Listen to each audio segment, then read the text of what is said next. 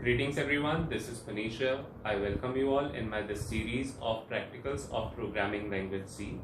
In this series, we'll focus on the practical aspect of this language. We'll learn how to create the program step by step. We'll also learn how to create a logic to solve a problem and how to use that logic to make the program. Today's program is to print hello world on user screen. In any of the programming language, we use to handle two types of screens. One is called instruction screen or coding screen, in which we write our program, and other one is called user screen, in which we use to get our output. Today's program is to print hello world on the user screen. Now, to make a program for any of the language, we need some predefined functions. For C, those predefined functions are written in header files. These are called header files. There are many header files, but for this particular program, we need these two header files.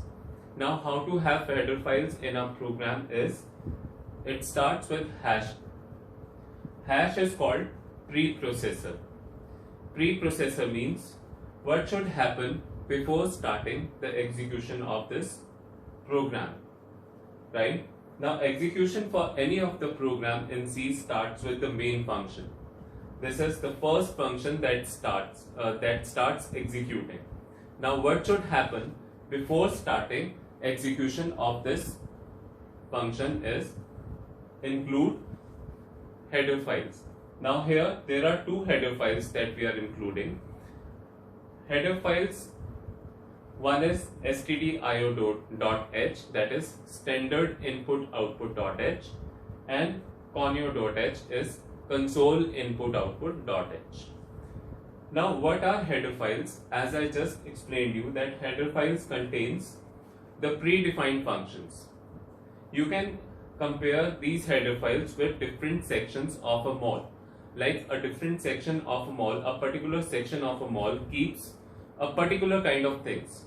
Same ways, these header files contains a particular kind of functions like stdio.h. This is standard input output. It contains the functions which are required for standard input output, means that is to get the output and to take the input from the user screen, right? And second is conio.h. Conio.h means console input output. That is this particular environment, how it should look like. The user screen environment. Console input output is, in this case, is user screen output. That is user screen, how it should look when we are running our program, right? So let's start with the explanation of this particular program. Just now I told you hash is a preprocessor, include is an instruction to get this particular file, right?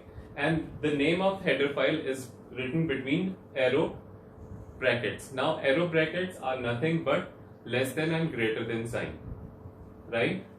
So these two files are required for this. We have included these two files. Void main, we are starting with void main. Parenthesis tells our compiler that this is a function, right? Then within the curly brackets, we write the body of this main function. Now, as per this requirement, as per the requirement of this program, we need clear screen. Clear screen is a function that clears the user screen, right? If you have already run some program, the output will remain on user screen. So user screen will be cleared first with the help of this function, right? Then we have written printf function. Now, the task of this function is to send the string to output, right? That means whatever string is mentioned between this function, that string will be shown on the output screen and get ch. The task of this function is to hold your screen by the time you press any key, right? Now, as soon as you run this program, what will happen? That this printf function First of all, clear screen will clear the screen. Second is printf.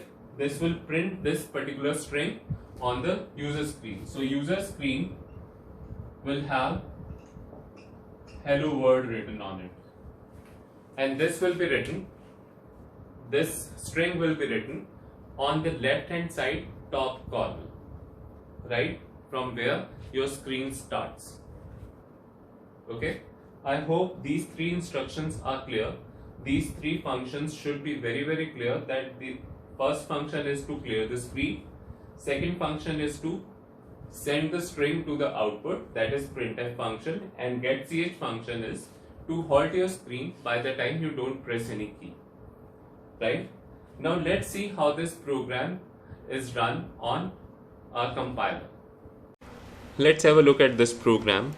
This program is to print hello world on the user screen. As discussed over the board, we have included two header files here.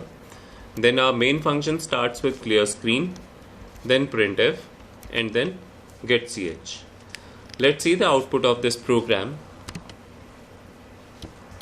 The output of this program will look like this, right?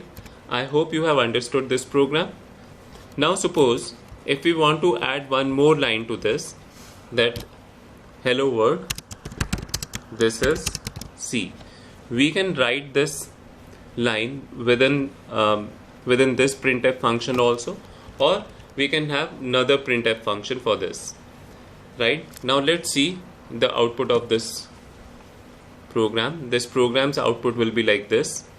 Right? Now suppose if we want to have the new line, that is this is C, in the next row, right? For that we need to use escape sequence. If you don't know what are escape sequences, you can visit my channel and see the videos. In my previous videos I have covered this topic. For new line, for the next row, /n is the escape sequence. With this /n, our new line will come in the next row. Let's see the output of this program. This is how, right? I hope you have understood this program. For more videos, please visit my channel. You will find many more videos of basics of C. We have covered the topics of operators, escape sequences, data types, and control statements. Right? So please visit my channel. If you like the videos, please subscribe my channel and share it with your friends. Keep watching, stay safe, be happy. Thank you for watching this video.